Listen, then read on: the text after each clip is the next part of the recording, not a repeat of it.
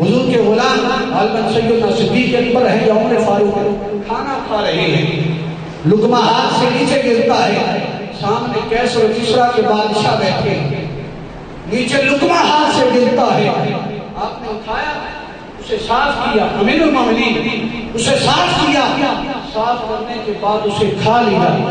آپ کا غلام ساتھ بیٹھا ہے، وہ کہتا ہے حضور کچھ غور کرے، سامنے سپر پاور کے بادشاہ بیٹھے، وقت کی سپر پاور کے جو بادشاہ ہیں، کیسر و کسریٰ کے بادشاہ سامنے بیٹھے، آپ کی حرکت دیکھ کر وہ کیا کہیں گے؟ احباب وقار جب سیدنا عمر فاروق نے سنا نا تو آپ غصے میں آ گئے، کہا میں کیسر و کسریٰ کو دیکھوں یا اپنے مصطفیٰ کی سنت کو دیکھوں؟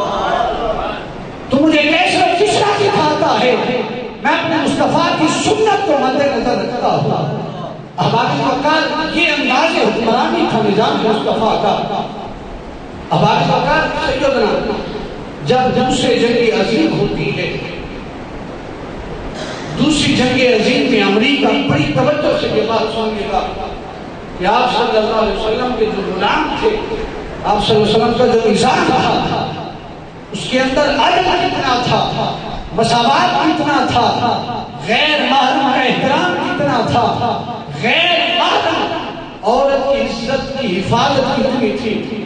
ہمارے جو دوسری جنگ عظیم ہوئی، امریکہ برطانیہ کا ناصر بن کر، اس کا حریف بن کر، اس کا مددگار بن کر اپنی فوج بھیجتا ہے۔ جب امریکہ کی فوج وہاں پہ جاتی ہے، چند سال وہاں پہ قیام ہوتا ہے، چند سال قیام کرنے کے بعد سرکاری اعداد و شمار کے مطابق جب امریکی فوج وہاں سے نکلتی ہے تو پتہ ہے اہل برطانیہ کو کیا تحفہ دے کر نکلتے ہیں؟ 70,000 حرامی بچوں کو تحفہ دے کر نکلتے ہیں۔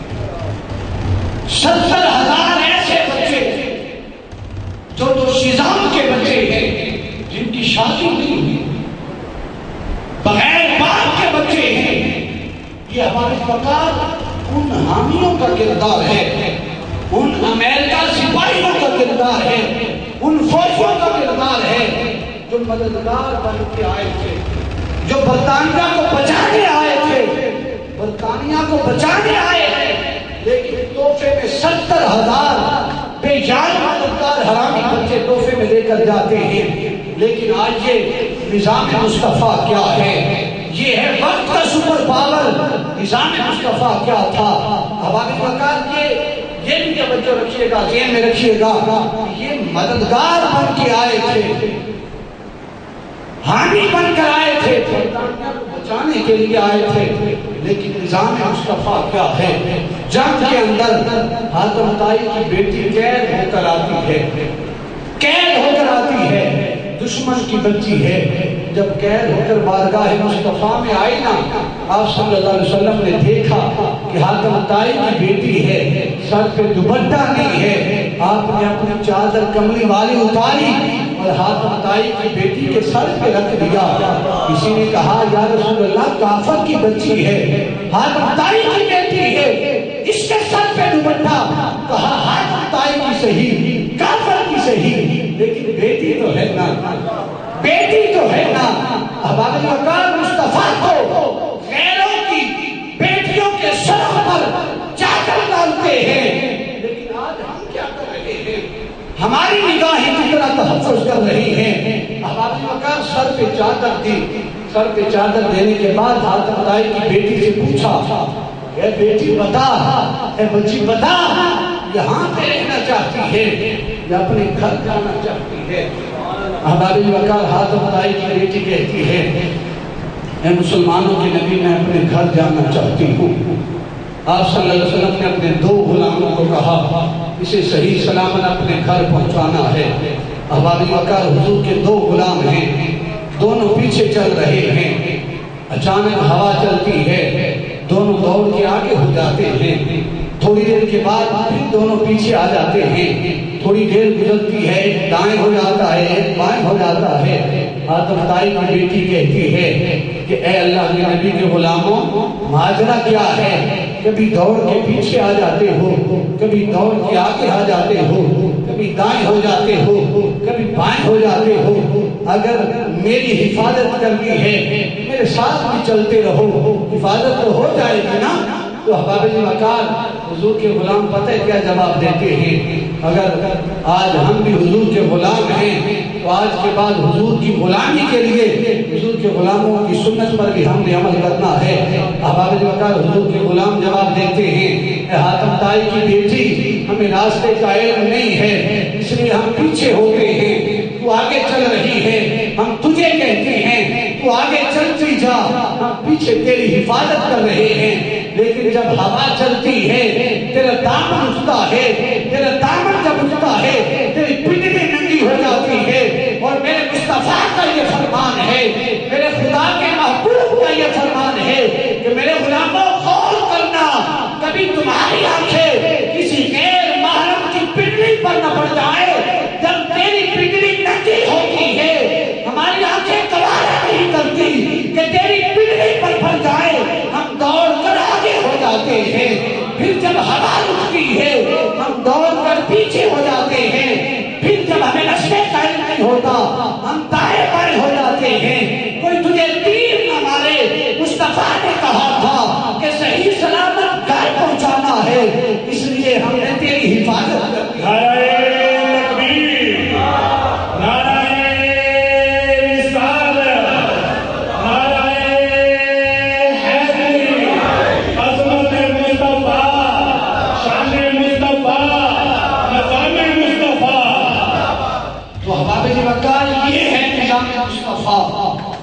یہ ہے مصطفیٰ کا نظام.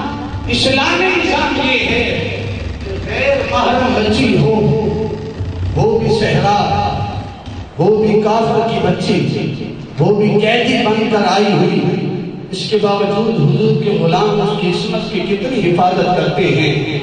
صرف اتنی بات نہیں ہے، جب حاتم طائی کی بیٹی گھر پہنچی ہے، بڑی توجہ. یہ جملہ اگر آپ لوگوں نے دل کے کانوں سے سن لیا، میں کہوں گا کہ آج کا میرا 1 گھنٹہ گفتگو کرنا روزے کی کیفیت میں قبول ہو گیا ہے. بڑی توجہ کے ساتھ جب حاتم طائی کی بیٹی گھر پہنچی نا، گھر پہنچی، حاتم طائی کی بیٹی کہتی ہے بیٹا بڑی خوشی میں تو واپس آ گئی ہے، بڑی خوشی ہے کہ صحیح سلامت واپس آ گئی ہے، تیرا جسم صحیح سلامت ہے. لیکن بیٹا جو بیٹی دشمنوں کے قید میں ہو کر آئے، جسے دشمن اپنے قید میں لے لیں، اے بیٹی اس سے عزت کا پھر سوال کرنا یہ فضول ہوا کرتا ہے کہ بیٹی تیری عزت سے محفوظ رہی ہے کہ نہیں. جو دشمنوں کے قید میں بیٹی ہو کر آئے اس کی عزتوں کے تار تار کر دیے جاتے ہیں، عزتوں کی تھچیاں بکھیر دی جاتی ہیں، عزتوں کو نیلام کیا جاتا ہے. اے بیٹی تو بھی دشمن کے قید سے ہو کر آئی ہے، تیرا جسم تو محفوظ ہے لیکن عزت کا تجھ سے سوال کرنا یہ فضول کام ہے. ابھی حاتم طائی کی بیوی یہ بات کر ہی نہیں تھی. احباب وقار حضور کے غلام یہ بات نہیں کرتے. حاتم طائی کی بیٹی جواب دیتی ہے، وہ کہتی ہے امی جان خبردار، اگر مصطفیٰ اور مصطفیٰ کے غلاموں کے بارے میں ایک جملہ بھی آگے کہا غور سے سن لے. امی جان میری عزت اپنے گھر میں اتنی محفوظ نہیں تھی جتنی محمد کے غلاموں میں محفوظ تھی.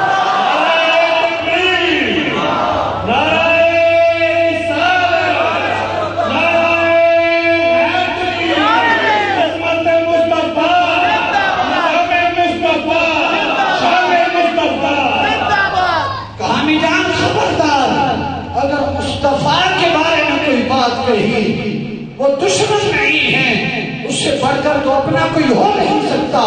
کہانی جان میری عزت اپنے گھر کی 4 دیواری میں اتنی محفوظ نہیں تھی جتنی محمد کے جوانوں میں محفوظ تھی.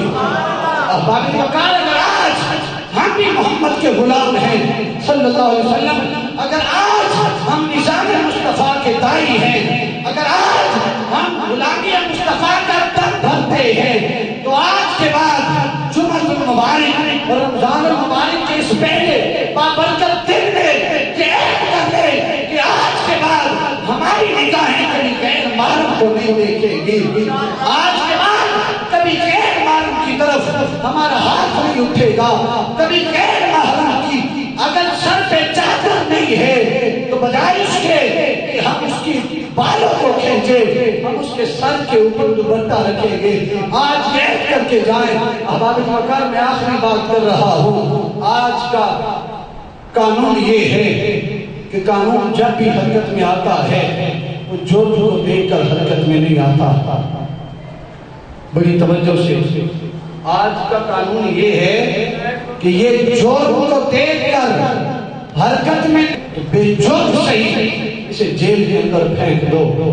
قتل کسی اور نے کیا ہے، قاتل کی بجائے اس کے گزیرے کو، اس کے مسلی کو پکڑ کر جیل میں پھینک دو، ساری عمر جیل میں گزارتا رہے۔ جبکہ نظام مصطفیٰ میں جرم کو، مجرم کو نہیں دیکھا جاتا تھا کہ مجرم کیسا ہے، جرم کو دیکھا جاتا تھا اور جرم کو دیکھتے ہوئے قانون لاگو ہوا کرتا تھا۔ اگر کوئی وقت کا گورنر ہے، پڑھ رہا تھا ہمس کا گورنر، سیدنا امیر المومنین عمر فاروق پوچھتے ہیں بتاؤ آپ کا گورنر کیسا ہے؟